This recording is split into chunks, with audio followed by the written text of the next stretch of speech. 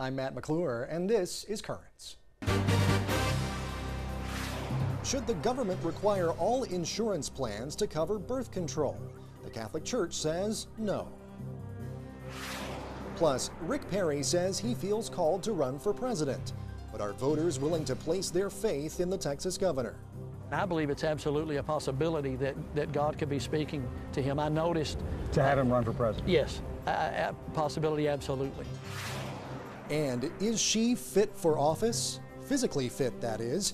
We'll look at Michelle Bachmann's migraines. My ability to function effectively will not affect my ability to serve as Commander-in-Chief.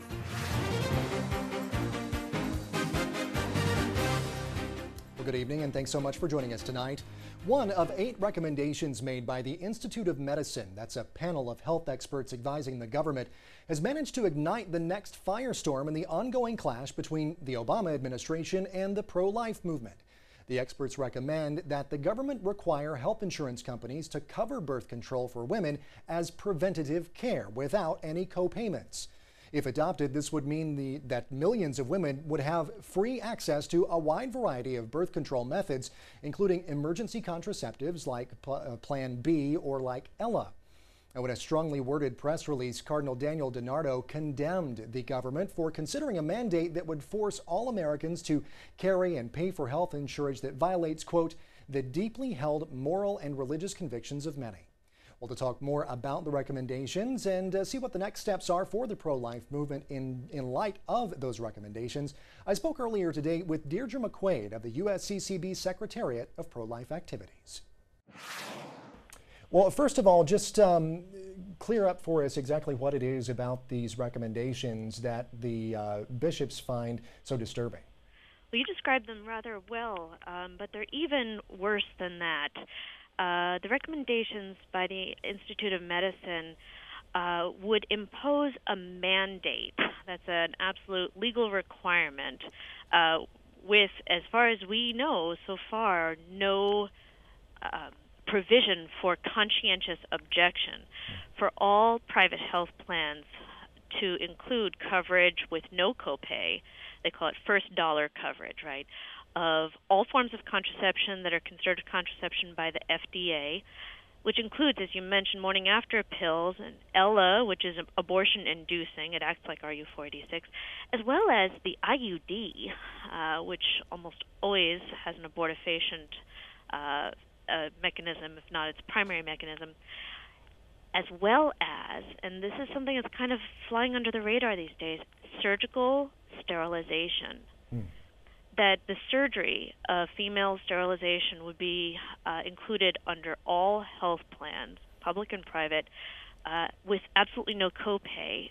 What's being communicated by the Institute of Medicine, and what will be communicated or would be if the HHS accepts these recommendations, is that pregnancy, from their perspective, is considered a disease, and that fertility is considered a pathological condition to be treated by virtually any means possible, whether it's a device, a drug, or permanent sterilization. Sure.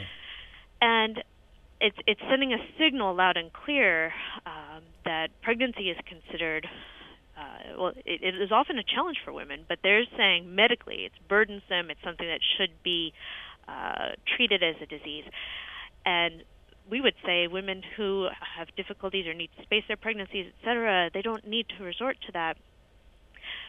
That pregnancy is not a disease; it's a tremendous gift. And so, for the HHS to impose their morality, again, if they accept the IOM's recommendations, it would be a tremendous imposition of a morality that we reject on all health plans with no option for conscientious objection. Sure. And you mentioned there, I mean, of course, these are just recommendations at this point. The Obama administration, though, has signaled that they want to kind of head in that direction and implement these recommendations. And they said they hope to do that by August 1st. They hope to sort of act on this, according to some reports, by August 1st. What is the Bishops' Conference and other Catholic organizations, what are they doing between now and then? the Bishops' Conference has urged HHS not to accept these recommendations. In anticipation of the recommendations coming out, the bishops wrote a letter back in September. I testified at IOM meetings multiple times, pro-life doctors, other Catholic organizations, the Catholic Medical Association, and other friends in the pro-life movement joined together, both over especially the abortifacient drugs that are included in the approved list and also the threats to conscience rights. At this point, HHS still has the opportunity to do the right thing. Many of their other recommendations in that 225-page report were good for women, and we wouldn't oppose them. We don't have a position with regard to them, but these were objectionable.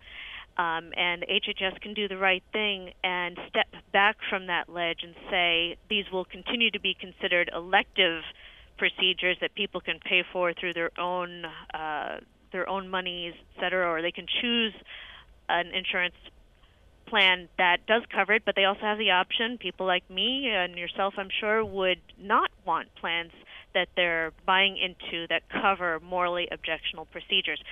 So the HHS still has a chance to do that, and in the meantime, it's become clear from this proposed list of mandated services, as well as other concerns that we have, that there are gaps that need to be closed in conscience protection. And so there's an action alert. It was just issued yesterday, urging the House to support the Respect for Rights of Conscience Act. That's H.R. 1179, and if I could just tell people how to get to that action alert and Absolutely. have their own voice be heard, I'd appreciate the opportunity to do that. Sure.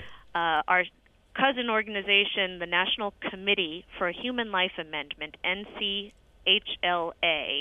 if you go to their website, nchla.org, and click in the upper right corner, it says Action Alert, Support the Respect for Rights of Conscience Act. All right. Well, Deirdre McQuaid with the USCCB Secretariat for Pro-Life Activities. Deirdre, thank you so much for taking a few minutes to talk to us about this issue. We really appreciate it very much. You're welcome.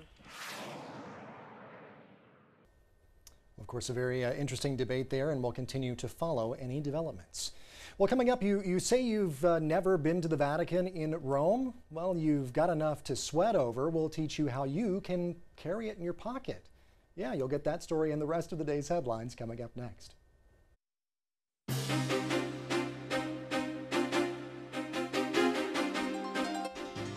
Welcome back to Currents. I'm Matt McClure. Coming up in just a bit, is a potential presidential candidate receiving a call from above? We'll have that story, but first we'll have a look at today's headlines. Well, with debate on the debt ceiling continuing in Washington, faith leaders had a chance to weigh in yesterday when they met with President Obama. The leaders have called for a circle of protection around funding for programs to help the poor and the hungry. Among those at the meeting, Bishop Ricardo Ramirez of the Diocese of La Cruces, New Mexico, and also John Carr from the U.S. Bishops' Conference. In a statement, Ramirez said the bishops came for a fundamental moral principle, putting the needs of the poor first in allocating scarce resources.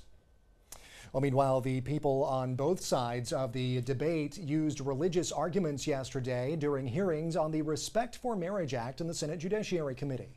The measure would repeal the Defense of Marriage Act, or DOMA, and give married same-sex couples the same federal benefits that heterosexual married couples receive. Delaware Senator Chris Coons said his faith was a factor in his support for a repeal of DOMA. A lawyer, though, for the Alliance Defense Fund, which typically defends Americans' religious rights, took a different approach, saying he supports DOMA because same-sex couples cannot procreate. And an official with the Bishops' Conference says that Catholics should not take DOMA for granted.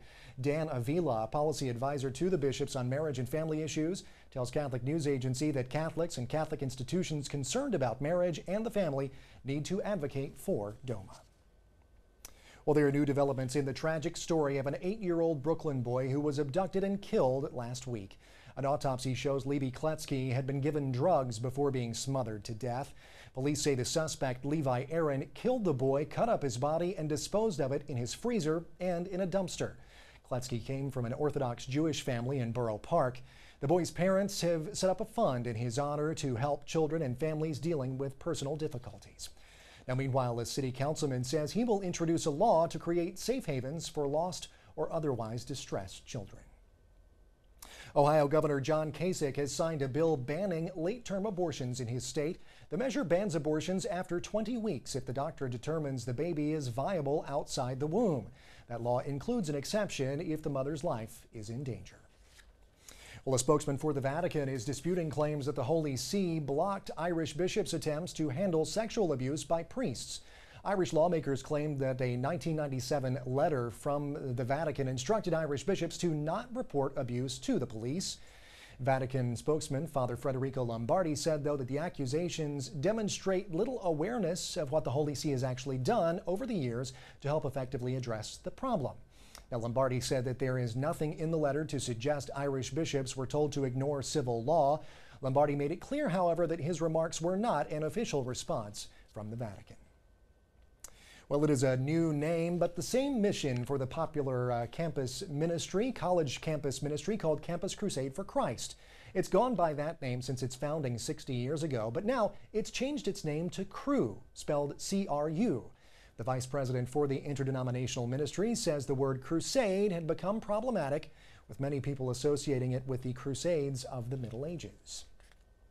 Well, from Indonesia, Catholics, Protestants, Hindus, Muslims, and Buddhists came together this week in Jakarta for a mass wedding. More than 4,500 couples of different faiths gathered at a sports stadium in what organizers say was the world's largest interfaith wedding event. The organizers say the aim was to help poor couples that could not afford to pay for their own weddings.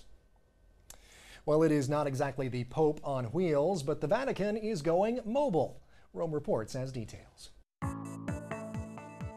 The Vatican has launched a mobile version of its main webpage.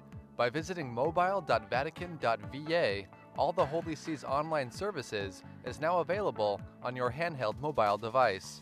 From there you can read the Pope's speeches, view photos, and watch videos in 6 different languages. Going mobile is the most recent technology update the Vatican has made. On June 28th, the Holy See unveiled their new website, news.va, which gathers all the Vatican news outlets in one place. And finally, it is hot enough out there to fry an egg on the sidewalk. You've heard that saying before, right? Well, maybe it's not quite that hot out there, but it is pretty scorching. Catholic Charities Brooklyn and Queens is doing its part to help. They've opened up their senior centers as cooling centers. We posted some more information about that over on our blog. Go to currentsny.net and click on Riding the Wave for the info. Well, stay with us. There is more Currents ahead. When we return, answering the call. Texas Governor Rick Perry considers a run for the White House, but does he have a prayer?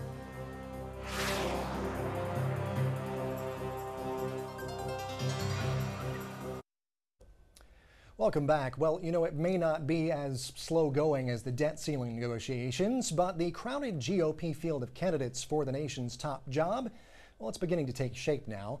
Former House Speaker Newt Gingrich is still in despite his campaign implosion a few weeks ago. John Huntsman's campaign manager resigned just this afternoon. Herman Cain of gospel album and pizza chain fame is keeping the faith, and he's pressing the flesh as well in Iowa. Former Minnesota Governor Tim Pawlenty, former Pennsylvania Senator Rick Santorum, and Texas Congressman Ron Paul are all working around the clock to raise their still pretty low profiles. Meanwhile, Tea Party darling Congresswoman Michelle Bachmann's successful campaign got hit with a bit of a setback as word of migraines she suffers from have some people wondering if she's fit for the presidency. Now, that leaves former Massachusetts Governor Mitt Romney, who leads the pack, but he remains vulnerable in this wide-open contest. So is there anyone else who could come in and shake up the race? Could it be maybe Sarah Palin, Chris Christie, or maybe perhaps we should look toward the heavens for an answer? CNN's Jim Acosta reports. For Republicans dissatisfied with the field for 2012, it could be divine intervention. At a press conference, Texas Governor Rick Perry confirmed what he recently told an Iowa newspaper, that he is feeling called by his faith and his friends to run. There's a lot of different ways to be called. My mother may call me for dinner. So there was no religious overtone? Oh, no. I don't ever get confused about I'm a man of faith. Texas is where the game's being played. GOP insiders see a pro-business governor who scores with both Tea Party activists and Christian conservatives. When Perry announced new jobs coming to the state's high-tech community this week, he got a cameo playing quarterback in a college football video game. This is Governor Rick Perry. But it's what Perry will do on another playing field that's come under scrutiny. At a stadium in Houston next month, the governor plans to lead a day of prayer, an event dubbed The Response, for what organizers call a nation in crisis. We need God's help. That's why I'm calling on Americans to pray and fast like Jesus did. But critics say the response blurs the separation between church and state and point to the controversial statements made by some of the event's official endorsers, including one pastor who called the Statue of Liberty a false idol. That is an idol, a demonic idol, right there in the middle of New York Harbor. And people say, well, no, it's patriotic. What makes it patriotic? Why is it? It's a statue of a false goddess. Perry says it's unfair to link him to the event's endorsers. Just because you endorse me doesn't mean I endorse everything that you say or do. He's hitching himself up to it. You know, there are some dogs that are too ugly to hug, but he seems willing to do it. Democrat Jim Hightower was beaten by Perry for Texas Agriculture Commissioner more than 20 years ago.